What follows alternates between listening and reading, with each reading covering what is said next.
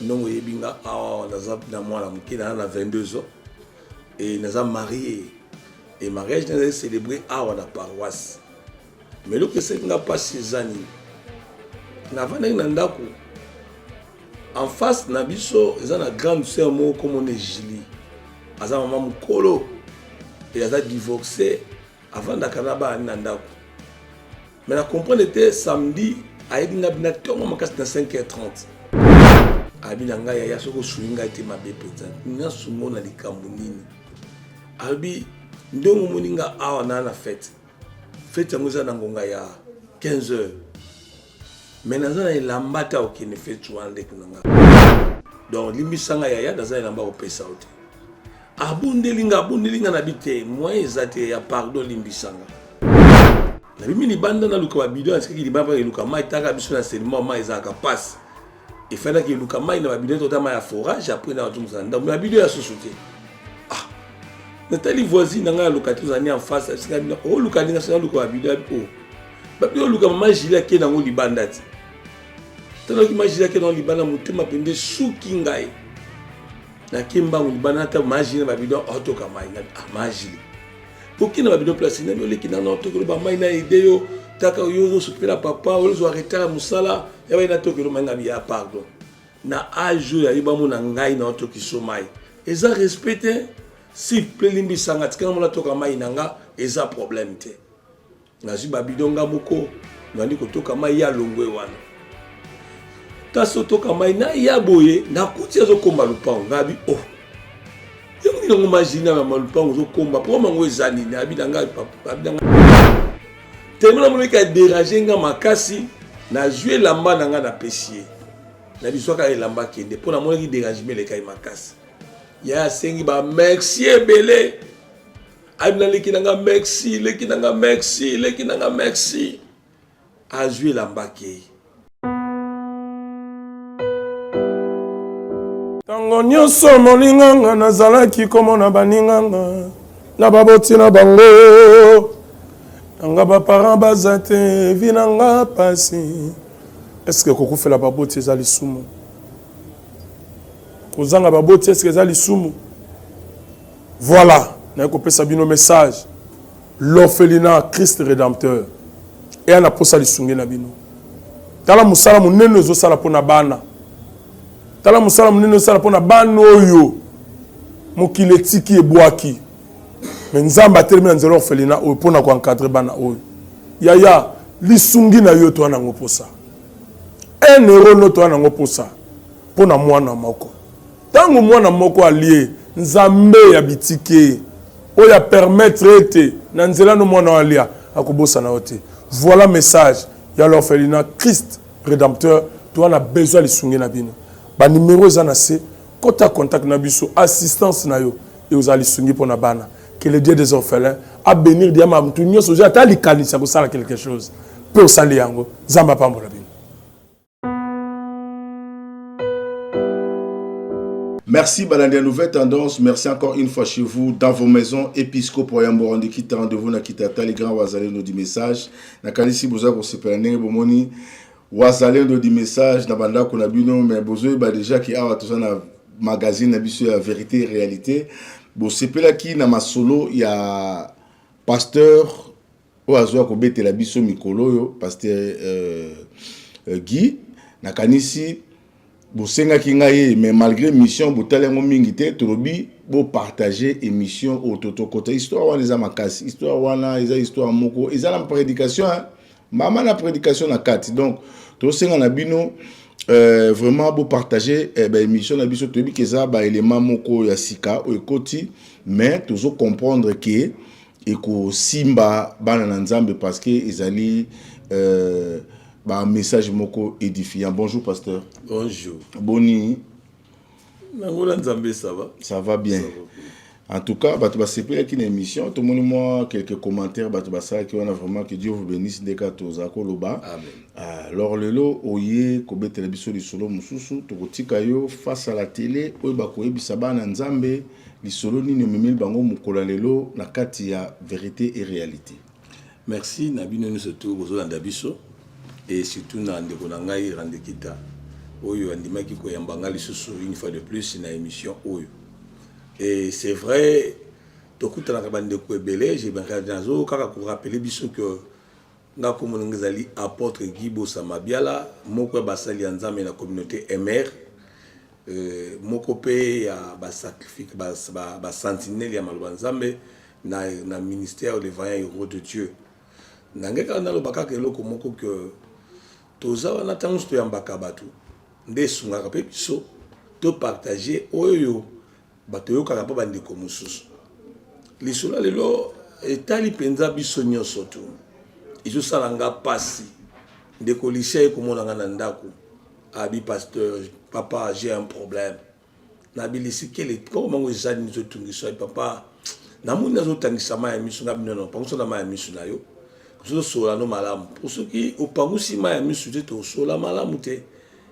Après un moment donné a commis calme ay papa non yebinga naza na mwana muke na 22 ans et naza marié et mariage naza célébré à la paroisse mais le que c'est nga pas 6 ans na vana na ndako en face na biso eza na grande sœur mo comme on est Julie aza maman mukolo et aza divorcé avant d'akanaba na ndako mais la comprendre était samedi aidinga bina tongo makasi na 5h30 abeti porte ndako papa ne ko se prépare pas bima kene musa bon kota musa tongo ngape na bimi na tuni qu'est-ce qui se passe habité nazoluka yo na problème ezate ngai abina ngai ya soko suinga ite mabe penza na sungo na likambo nini abi ndongo moninga awa na fête yango za na ngonga ya 15h mais nazana elambata okene fetu wande kunanga abinanga mwana nga soko pesinge lambale kinanga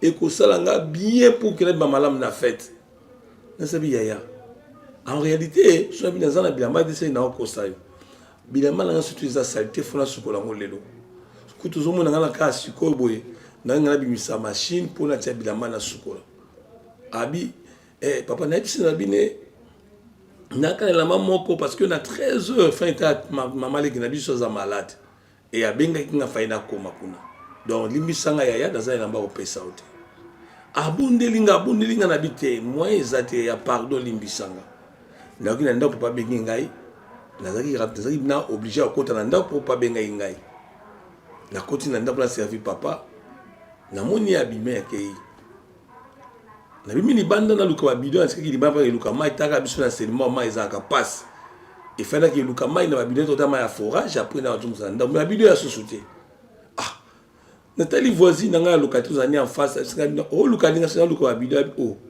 ba bidon luka mama jila ke na ngo libanda ti tano ki majila ke na libanda mutema pende suki ngai na kimba ngo libanda ta majina ba bidon otoka mai na majili aucune bidon place na miole kina na tokelo ba mai na ideo taka yo s'occuper la papa ou zo arrêter musala ya ba na tokelo manga biya pardon na aju ya iba mona ngai na tokiso mai eza respecter si plelimbi sanga tika mona toka mai nanga eza problème te na ji ba bidon nga moko na ndiko toka mai ya longwe wana ta so toka mai na ya boye na kuti zo komba lupango ngabi yango ngi ngomagina ba malupango zo komba po mango ezani na abidanga papa abidanga dia lisi nazo mona lupango komi salite yo moko muboko moko osimba ko zo arrêter yana bitenga na komelo lupango asimba ngabite ya pardon s'il te plaît ko sanga boité ya langa limbisa ngai tikanga na sa musana nga mo malema ne mesala ko sala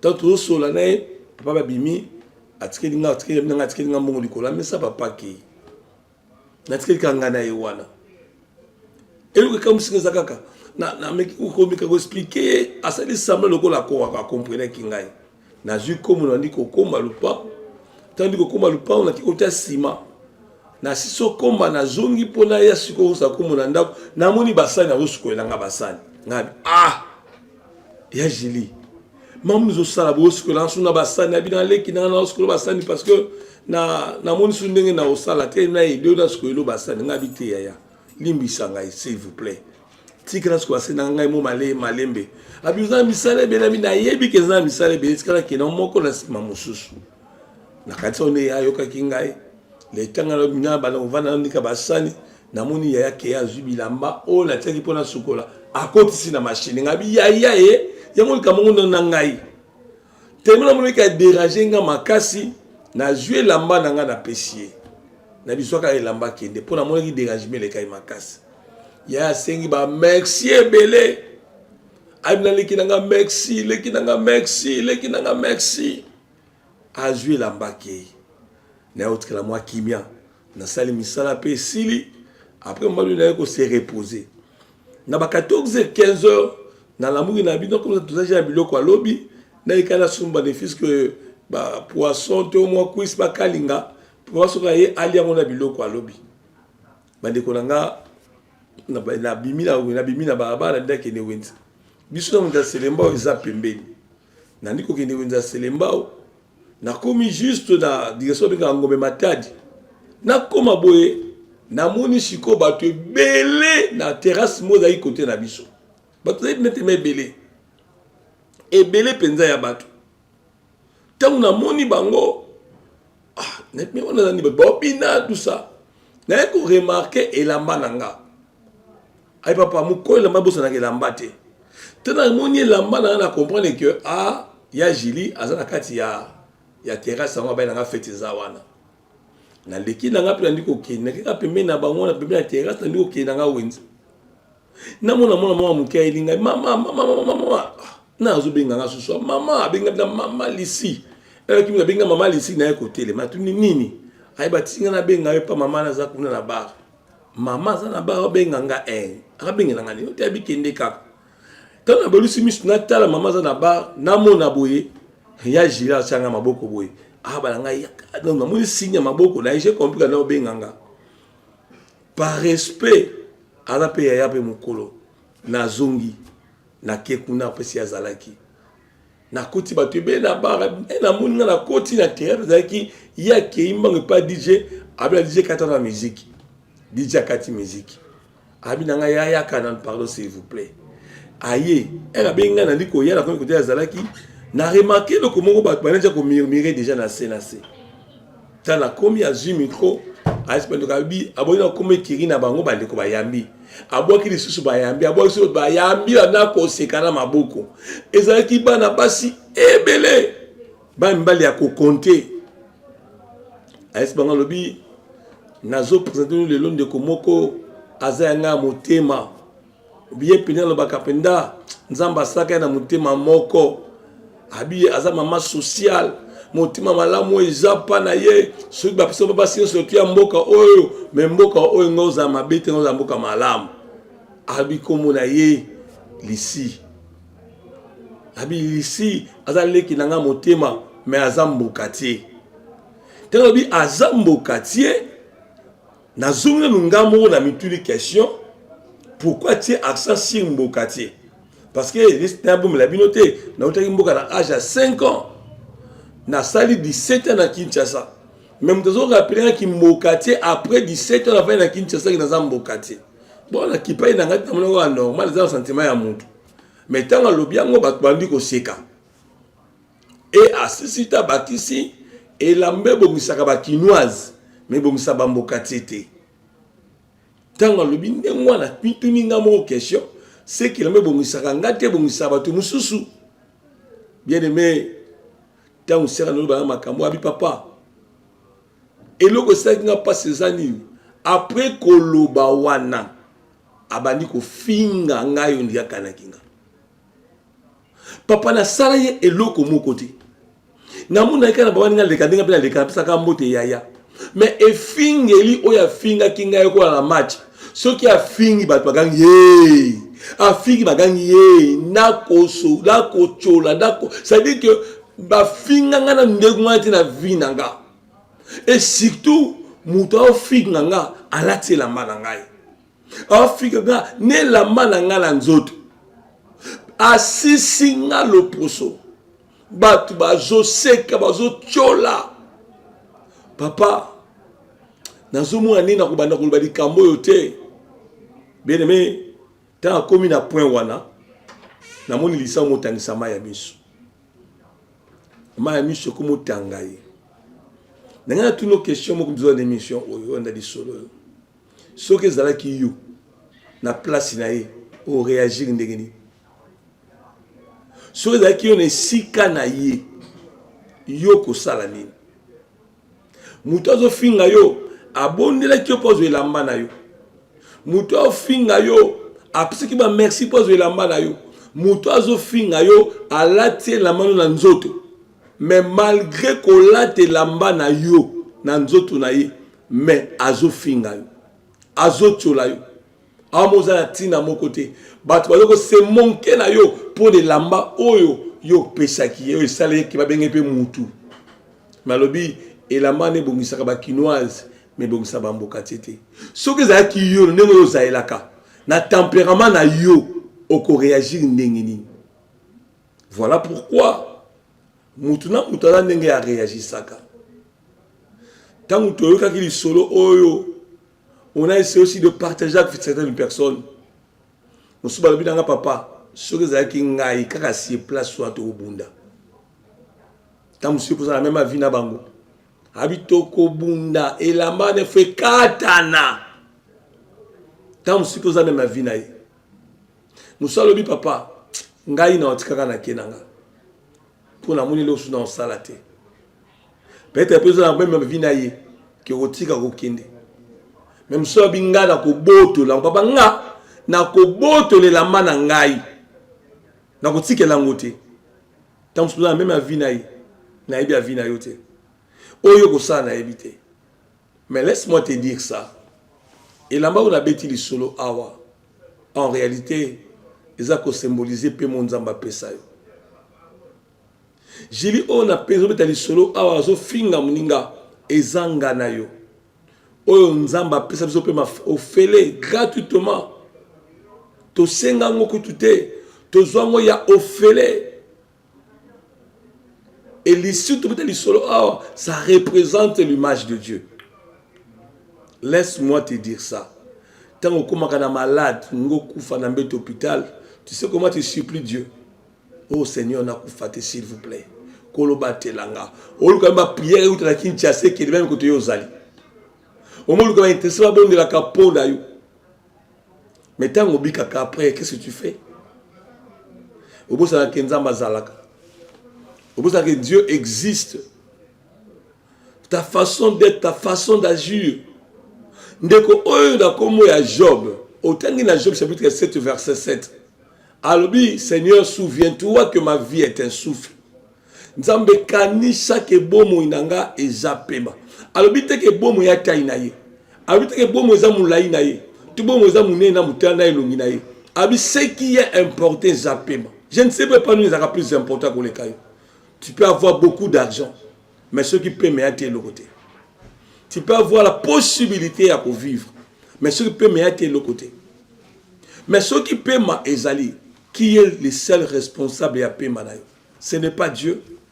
Après qu'on décide de la beauté langue.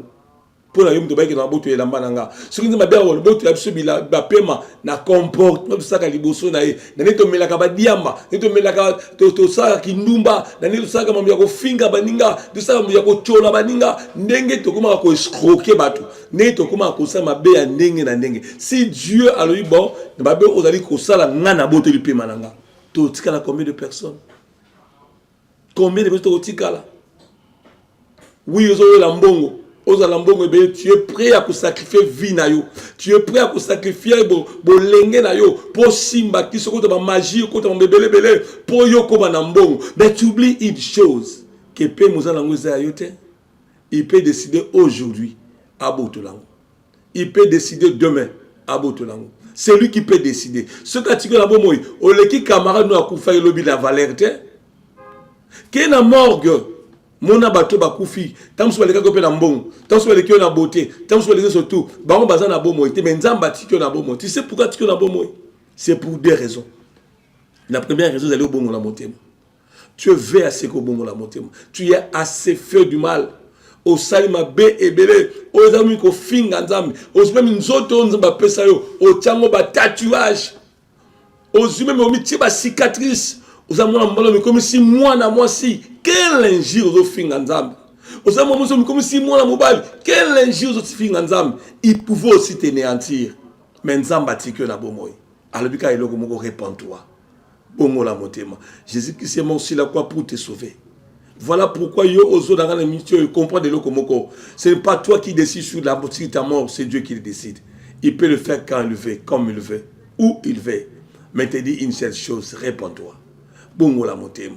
Accepte Jésus dans ta vie comme Seigneur et Sauveur. Le bate nzambe na sema be min koleka. Na sali ma be ebele koleka. Mais maintenant là, je suis prêt à kotika ngo. Le bate nzambe je va, moi je suis là. Pardonne-moi Seigneur. Pardonne ma vie. Kota na motema nanga, zala mo konmo bikisi nangai. Bengi se na motema no, azwa isika na motema no. Quand tu le fais bien, tu le fais avec ta volonté, avec détermination. Kota na motema no pa kovana yo. Parce que bien aimé dans le Seigneur, c'est pour te dire une chose. Obiso semi biloko ebele, ozana banda ba voiture, tout ce que tu es en train de faire là. Atokomi na banda ko ebele, ba mongo ebele, atokomi na succès na kombo. Mais jour au kufo kenelo mo côté. Voilà pourquoi Biolobi, il est réservé aux hommes de mourir une seule fois. Après quoi vient le jugement. C'est-à-dire, Moukolo Koufa, on doit décider pour la yo. Yo Moukolo, nous avons une décision. Au cas où, hâte et lambani, tu tiens un cimetière ni, tu tiens une place ni. Ce sont d'autres personnes qui décident à ta place. Bilo Kombon, on a une banque, comme il y a Batou Moussous. Bilambo, tout ce que tu peux entreprendre aujourd'hui et qui n'est pas à Batou Moussous. Et à ces moments, pauvre. Je me rappelle encore dans mes autres pauvre car pauvres gens, on a la photo dans l'album. Encore pauvres gens. Ils sont des amis parce qu'il y a qu'un de l'autre côté. À Koufi, il y a qu'un de l'autre côté. Tout ce qu'il avait, on a mon kilo à Tika, on a fait à moi. À quelqu'un ça peut aussi arriver un jour. Mais laisse-moi te dire une seule chose. Si aujourd'hui tu prends la bonne décision de dire Seigneur, je veux que au côté de la montée malanga, tu décides d'abandonner tout ce que tu fais. Au décida ko tika mabo salaka le binzambe na tika ngo lelo na ndimi ko tika ngo ezaki berek ezaki ba faute dans l'ignorance j'avais agi mais aujourd'hui je prends la décision de dire Seigneur je veux maintenant que tu puisses entrer dans ma vie bengi sai le ba kota na monte malanga zala mo kontu biksinanga si tu le fais maintenant il va entrer dans ta vie pour te diriger et pour te conduire. Merci de me tenir sur l'émission. Merci de l'opportunité aujourd'hui. Je te dis ça pour te dire une seule chose. Dans la banque de sauter, chacun a un jour où il y a une qualité. Même inga. Même si on a zalaté, tout le monde yoko zalaté. Tala mutuna yo au Kenya le côté. Je te dis ça pour l'absolu komoko. Il y a un grand musicien congolais qui fait Mikola qui fait dernièrement alors. Banana moi si ba la bilo. Mais yé muko na ba peseni. Yé muko na ba sa nini. Yé muko na wa Kenya le koni. Demain ça peut être ton tour. N'oublie pas ça. Mais il y a quelque chose que je te dis.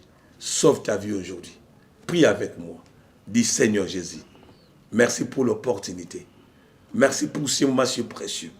Merci parce qu'on rappelle qu'un jour nous avons une bonne moïté. Et nous sommes dans la route.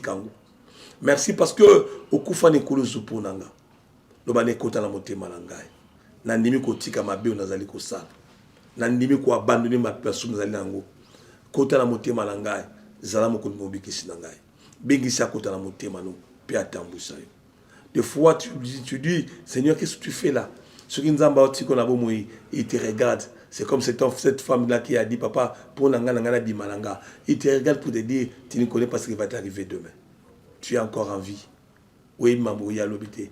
Il y a rappelé les Kamoko. Et il y avait maman Moko dans le niveau, il y a Barumbo, comme maman Marie. Maman Marie, c'est maman Boboto. Maman Moko a malam dans le quartier. Et tout le monde en a aussi maman Marie. Même si on a 5 heures à piquer crise dans Balabala, à 5 heures du matin. Bajen bazayo balala kato babu ya tongetana baouli maman Marie badobe la bana na bimaki na maman Marie dans l'hôpital ba komi dans l'hôpital maman Marie azolo belo côté na maman yemo na salle d'urgence maman Marie azolo belo comme côté à côté na comment ba même Jesus donc c'est dire maman Marie ni a ni i bana ba osa ba prière mais toujours voilà tongon surtout taka maman yemo ndeza la katam sur mon à l'hôpital général. Au moment de l'ordonnance, il y a qu'à R, nous sommes dans le pavillon 4, à tout moment, nous avons l'ordonnance, mais il y a une ordonnance, au moment où nous avons l'ordonnance, au cas où nous avons pendant une semaine, pendant 2 semaines, mais maman a changé mes athées. Mais un jour, un docteur m'a été français, maman m'a dit, à côté de la vie, mais c'est possible qu'à son galabo moi. À ce moment-là, bosomba kishu. Si bosombi kishu boye nango, to piquer maman, peut-être qu'on revenir encore, ma kanske ko zonga lisusu. Bana bazui kisi baki bazui oklanse baki minbango. Bazui na possibilité te. Ba komi ko bengana bengana. Parce que oklanse na 9h, bandi ko bengana. Ba ko sumba kisi na 12h, bazanga ka $20. Kisi zena valeur à $20. Kisi na valeur à $20. Babundani bazui mongo basombi kisi ba yena ngona hôpital. E bazako koma ba mona ba mama la bango na chambre pour qu'il na morgue. Balatisie bilambo balatisaka bato moya drawana ya pembe. Ba kombi mama wana vers la morgue. Ba OK na bana bandi ko lela mama ku fili ko la $20. Mama ku fili ko la $20. Mama ku fili ko la $20. Bana ba leli makasi. Ba komi na morgue. Tant ba komi na morgue, papa na sukola ka bibembe. Aisba na bi mwana moko azala mwana ni asuka koti na kati. Ba longi mama mari bilamba nyonso ba pesi mwana komi na ndako. Matanga na barumu. Mna na lelate. Batu ba leli mwana koti na ndako bi ata mama nga kufi na sakola na nga na sukola mama nga bilamba. Andi ko sukola mama bilamba. Or mama kala na système ya ko choba mouchoir mona luketo azari lokola poche na bango. Okabele $2 à koti si $1 ka tima 1000 fois koti na mouchoir wana. Mwana zu mouchoir a longoli abanisko ko tala na mouchoir. Amona $575. Bango ba luka $20. Mama kufi na $575, ça compte ba franc congolais. Azaki na mbongo, mazaki na maloba koloba te. Azaki na mbongo, na ko kolobelo komo côté. Ne dis pas que je le ferai demain parce que bébé bino aussi tous en côté. Peut-être vous en avez état moko critique ou même un mot basso dans mon côté. Au comme cause la liwa. Mais aujourd'hui tu es encore en vie, tu peux prendre la décision aujourd'hui. N'attends jamais demain. Tu ne sais pas ce qui va t'arriver. N'attends jamais demain parce que demain appartient à celui qui a les décisions sur ton souffle de vie. Demain appartient à Dieu. Oh Lucas succès, oh Lucas koyebana, laisse-moi te dire, talala nkoto zali, namboko yo zali, bato combien succès kolekayo ba kufa sans histoire. Bakina pe de loko mon côté. Je te dis ça pour te dire que tu as encore le temps aujourd'hui de dire Seigneur, kota la moté malanga. Je t'invite à le faire. Dis Seigneur, natambouli ma bénédiction loko mon côté. Mais le landime kota la moté malanga. Les seules opportunités que tu as maintenant, c'est les seules opportunités que je te donne. Appelle Jésus qui entre ton cœur, qui te conduit. Parce que seul tu ne peux rien, seul tu ne veux rien. Que le bon Dieu te bénisse et qu'il te fasse grâce. Merci beaucoup, notre pasteur, Nzamba Pambolo, pasteur Guy. Vraiment, les Solomon qui te remakasi. Nakanisi yo ozu occasion ya kolanda les solo oyo ya motu ezali exhortation ba pesi na suka awa vraiment ekota na motema na yo et ça là quelque chose parce que bon moïse na mona tina mon côté. Donc ça n'a pas si vraiment des solo mais dans un minga rolobate tout côté na so prochainement na élément mususu épiscopo ya Mborande qui t'a rendez-vous na Kitata les grands wazalendo du message tout côté les sous na magazine na biso ya vérité et réalité na masolo oyo pasteur Guy azobete la biso. Merci Banakin bana monde entier.